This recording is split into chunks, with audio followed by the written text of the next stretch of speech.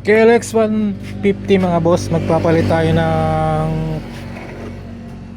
28mm na carburetor. So paano nga magpalit? Ang unang gagawin mo mga boss ay tanggalin mo yung mga flarings, upuan, tangke para ma-access mo yung carburetor, no? So ito nga, tinatanggal na natin yung kanyang stock na carburetor.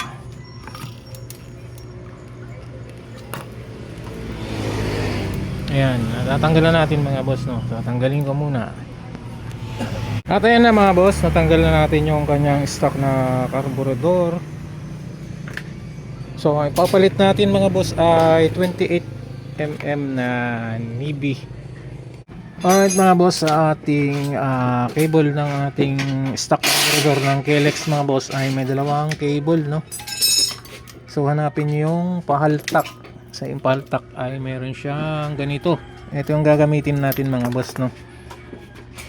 Yan. So ang gagawin nyo lang, i-grind nyo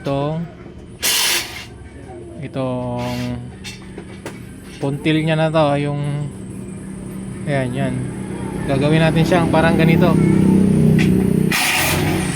Ayan.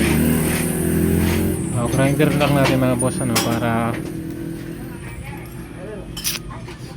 magkaganito siya, para kumasya siya dito sa ating 28mm, no? Ganito kasi yung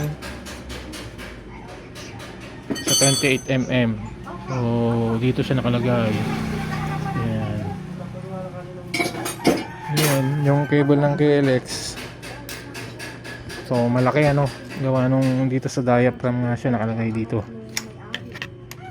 Yan, convert natin siya ng ganito. I-grind lang natin ito, grinder natin para pumasok to. Okay. Ayan mga boss, nag-grind na natin yung cable natin gagamitin. Ayan, so okay na. Magkamukha na sila nun. Ganito na itsura mga boss. So, ganito siya dati. Diba?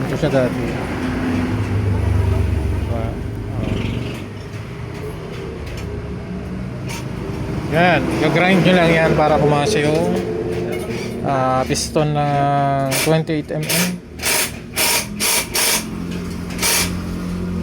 Yan, kasya na. So, kapit na natin mga boss.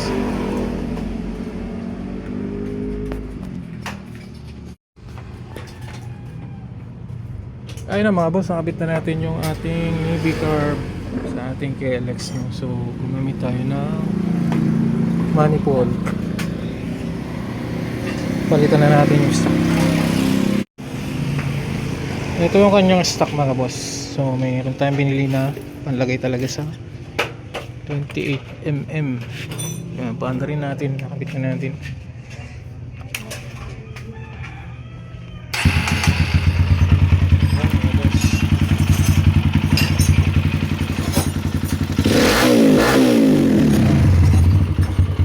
Nakalagay yung foam niyan mga boss. Kahit 28mm di siya umahabo.